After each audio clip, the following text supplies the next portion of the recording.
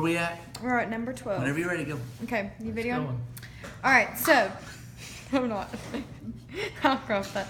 Okay, so are there opportunities for self-employment in your field? If so, where?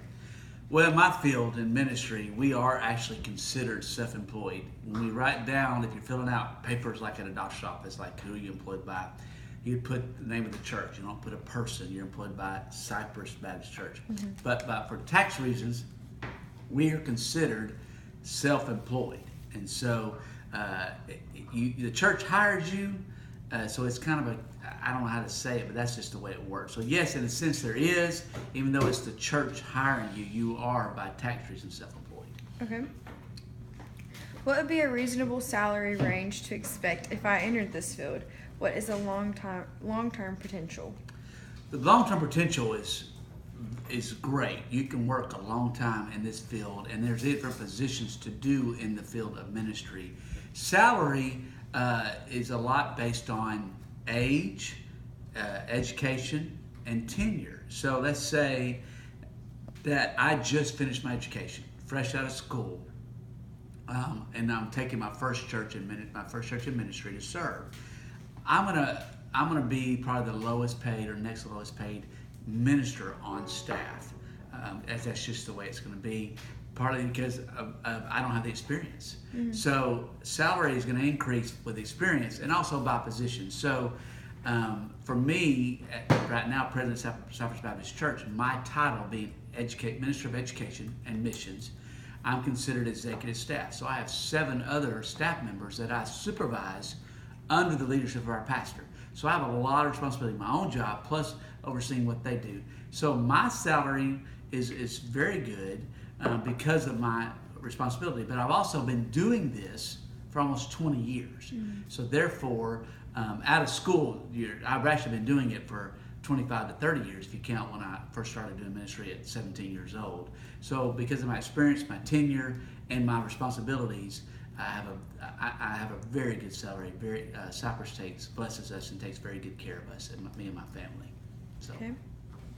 What is the advancement potential in the field? What is a typical path? Well, to be advanced, I've never looked at ministry as a place of if at this church I'm going to step into the next church, a bigger church, or to step into the next the bigger church. I've always looked at it as an opportunity to serve where God plants me. So mm-hmm. First off, it's a calling. Mm-hmm. I do believe everything we do in calling. I believe being a school teacher to a lawyer to whatever we do is a calling. But so if I'm called to serve at a church of 100 people, then I ought to serve there with everything I have until God tells me to do something different. And so I don't look at it as in the sense of the business world. Where can I advance myself to come up higher? But the opportunity is to go further. Is vast. If you work hard, if you love people, love God and love people, and work hard and do what you're called to do, you can go far in this career. Okay. How did you get your job? Which job? Like I said before, I started ministry when I was 17. I've been serving and preaching ever since. And then went to college, went to seminary, and started serving in churches as a youth pastor. And did that for 16 years. And for this particular job, it's my first position that I haven't been working with teenagers. And the way I got this job was I knew it was time for me not to work with teenagers anymore. Was just a lot of things. I just knew it was time, and God was laying some new things on my heart. But knowing John, our pastor now, we've been friends for probably 19 years. And I'd called him for some counsel, and as we would do with each other at times, and what God was leading us to do. And then between those talks over a few weeks, God laid on his heart to call me about the position I'm in now and offer it to me. And I prayed about it. My wife and I prayed about it, and God called us here. We knew that God wanted us here. In fact, it really didn't take a lot of prayer. We pretty much knew immediately that God wanted us here. And so that's how I came to be. It was really for the first time through a friend and working with a friend that I've always wanted to work with. So, if you could start all over again, would you change your career path in any way? Why? If I could start all over again, I would not change my career path. This is all I know to do, period. But The only thing I would have done different in the path to this is in my bachelor's, I would have majored in something different than biblical studies. The reason being is what I majored in at Louisiana College versus what I did in my graduate level, master's level, was a lot of repetitive. So I wish I'd have had something, a different background, and then gone to seminary to get my biblical education. And so I would have more diversity as I serve people. What educational preparation would you recommend for someone who wants to advance in this field? I do recommend college. I don't necessarily recommend that you have to go major in biblical studies. And if God calls you to do that, then do that. But I highly recommend college and majoring in a field that you would believe would help you in what you're going to do in ministry. For me, I wish I'd have majored in social work, sociology, because I deal with people. I love helping people. I love counseling people, and I think that would have helped me a lot more in my counseling that I do now in ministry today. But even business, we're majoring in business, majoring in marketing would help you greatly in ministry. And then I do highly recommend at least going and getting a master's of divinity, master's of theology, master's in religious education, or in youth ministry if that's what you're called to, or music, a master's in music ministry at a seminary. And there's a couple of seminaries I would recommend. The one I went to in Fort Worth, or the Southern Baptist Theological Seminary where our pastor went in Louisville, Kentucky, the two I would recommend. But those are the two I would highly recommend. And then if you really love education and want to do more and write more papers and study more, I do recommend that if you want to get your doctorate. I don't say you have to do that, but I highly, highly recommend at least getting a master's. Okay. What qualifications do you seek in a new hire? For me, I just did the process at Cypress with our pastor. I'm looking for a youth pastor, and so I did looking at the resumes, to all the initial interviews, to the one-on-one interviews, the showing around, and we interviewed several men for the job for student pastor.